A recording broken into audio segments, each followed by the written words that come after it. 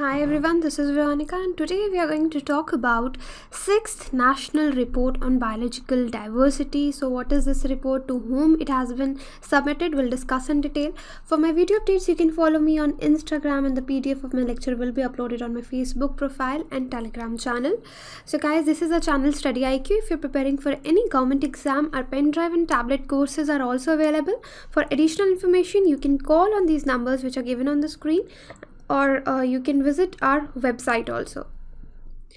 So see, what is the relevance of this topic in your exam? Because here we are going to use many terms like CBD, that is Convention on Biological Diversity. Then convention, it is a agreement between states. We'll know about this. It could be asked in your exam, or anything related to CBD. And what are Aichi Targets, right? So this is important. And at subjective level, India's commitments towards conserving biodiversity, this is very important because your paper 3, that is environment in UPSC, especially when we talk about UPSC CSC exam, then your paper 3 environment, conservation, environmental pollution and degradation, environmental impact assessment, these things are very important and questions could be asked. Now, as India has recently submitted its 6th national report to CBD, we will discuss about this report.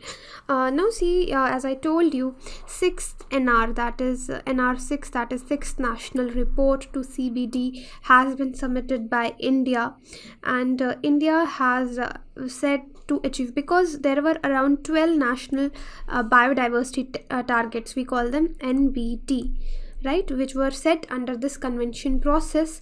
Now India has finally submitted a report telling CBD what is our country's progress in achieving these 12 national biodiversity targets. That is why it is in news. Now, what are the highlights? See, what are the highlights of report?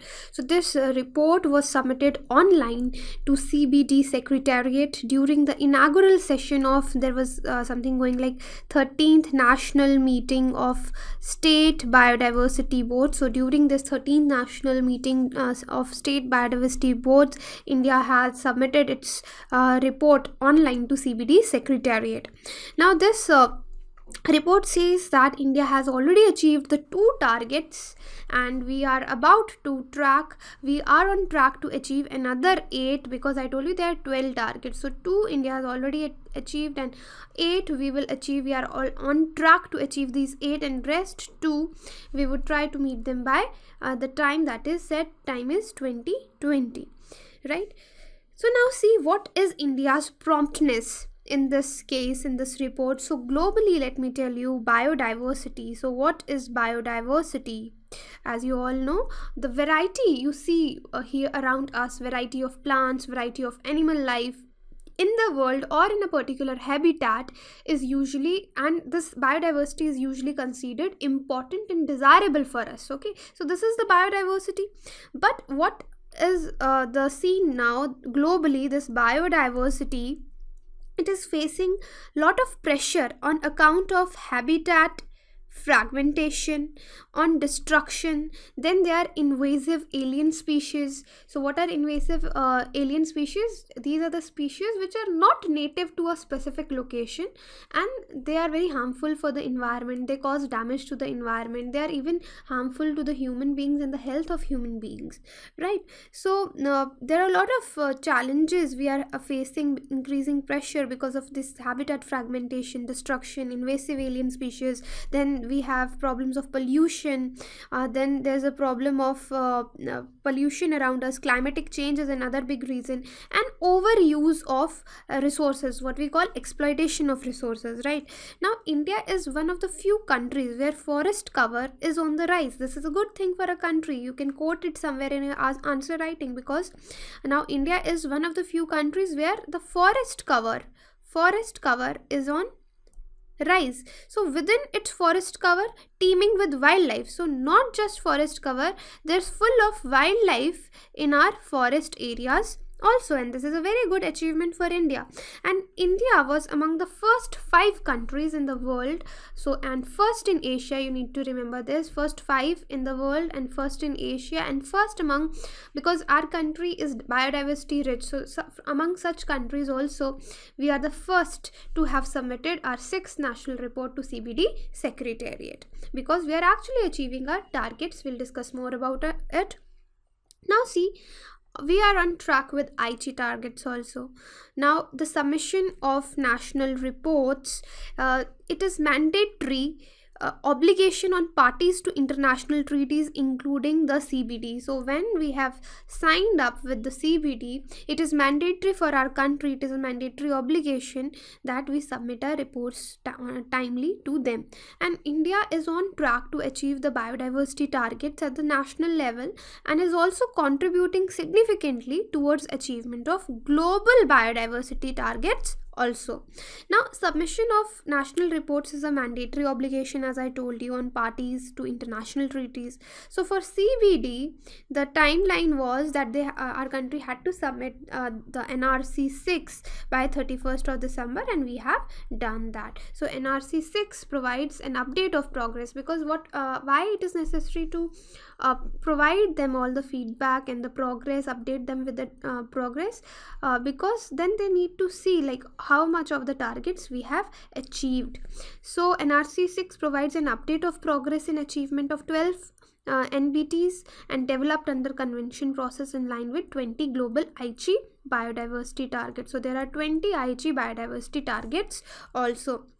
Now just a little bit detail about what are these Aichi targets. See, the Aichi targets, they were adopted by CBD only at Nagoya conference, because earlier whatever the targets before Nagoya conference, whatever targets were set up, they were never achieved. So they decided, all the country signatories to such things, they decided that we need to update the targets, we need to update the aims also. So there they decided about the Aichi targets also.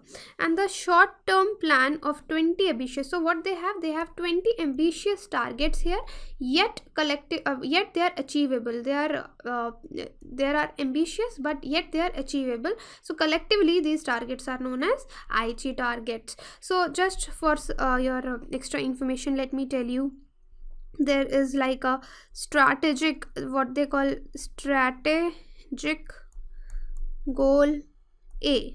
Okay, so like this, there go strategic goal B, strategic goal C, then D, and then E, right? So here they have the further targets also. Like in strategic goal A, they want to address underlying cause of biodiversity loss.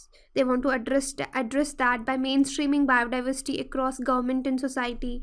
In B, they are focusing on to reduce the direct pressures on biodiversity and promote sustainable use. In C, they want to improve the status of biodiversity. So we can have a separate lecture on Aichi targets also, but right now I think you got an idea what are Aichi targets, right? So now let's talk about highlights of this particular NR6 report, because India is striving to meet targets of in stipulated time of 2020. So they decided a timeline of 2020.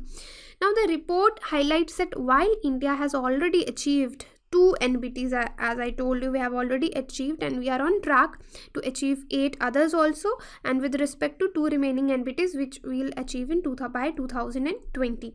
Now according to the report, India exceeded the tertial component. Here you can see 17% of Aichi target 11 we have achieved this much, and 20% of our total land is under biodiversity management. This is a good thing, because here you can say that yes, India is doing a lot towards to achieve these targets.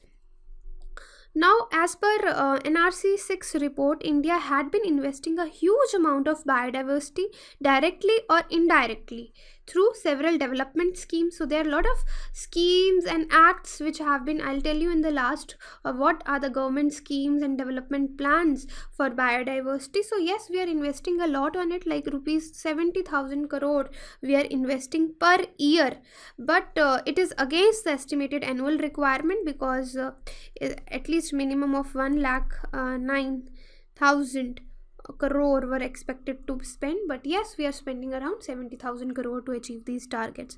Now, measures have been adopted for sustainable management of agricultural, fisheries, forest, with a view to provide food and nutritional security to all.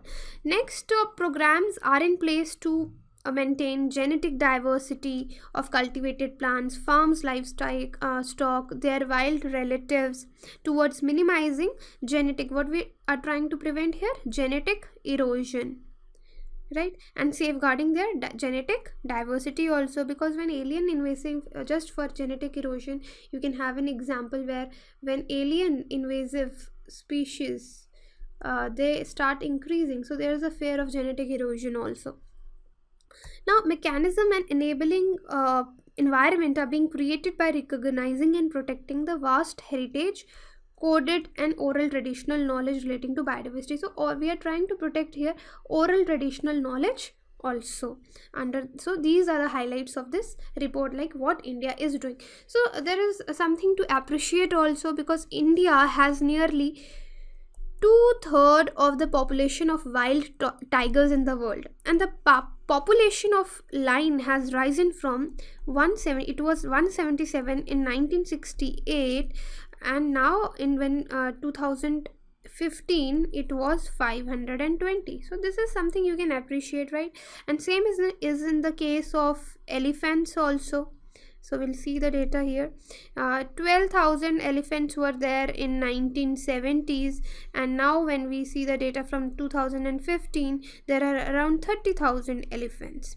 So one of the amazing thing is that about one-horned Indian rhino, which was almost on the brink of extinction during early 20th century, and now their number is 2,400. So it's amazing, it's an achievement for India that rhino was almost about to extinct, but now we have them in number 2,400.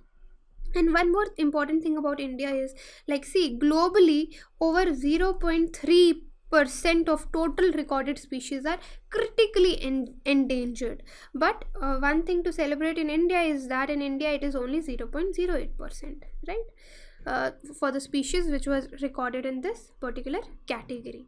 So this was the wildlife growth. So yeah, here I would like to tell you one more thing about the CBD, because here we are talking about CBD, that is Convention on Biological Diversity. So see, CBD, it is a legally binding treaty. So for every such convention you should know whether it is legally binding or not. So here CBD, yes, it is a legally binding treaty to conserve biodiversity, and it has been there since 1993. So there are three main objectives of CBD. One is conservation of biological diversity.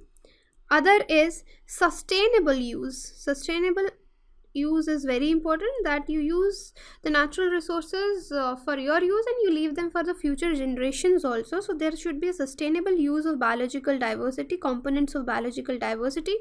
And here third is fair and equitable sharing of benefits arising out of utilization of genetic resources. Now nearly all the countries have ratified it. Notably US, it has also signed it, but they have not ratified it. So you can say almost all countries have ratified except US. And CBD Secretariat is based in Canada, Montreal. So it is there in Montreal, Canada, and it operates under United Nations Environmental Program, UNEP, right? So this is about CBD. So just for India, as I told you, there are many acts in our constitution. There are many programs by the government that we are trying how to achieve these biodiversity. So what are the different acts and plans by government of India? So just see some of the acts enforced by Indian government for the protection of biodiversity. They include like National Forest Policy 1988, you can write them down. Then we have National Environment Policy 2006. Then we have Wetlands Conservation and Management Rules 2017. Then there is Water Prevention and Control of Pollution Act this is 1974. Okay, then there is Biological Diversity Act 2002. There is Environment Protection Act 1986. There is Forest Conservation Act 1980. Then there is Wildlife Protection Act 1972. So these Wildlife Protection Act is very important. 1972. This was asked in many times in UPSC also, and some of the plans are also there. There is NAP, that is National Afforestation Plan. Then there is GIM, that is Green India Mission. There is ESZs, that is Eco Sensitive Zones are there. Sacred Groves are there. Indian National Action Plan for Conservation of Migratory Birds are there. Fisheries Policy 2017 is there. So like that, you can see our government also has taken many steps to conserve biodiversity and maintain its needs, right? So this is all about this today's lecture, and the PDF will be uploaded on Telegram channel. Thank you.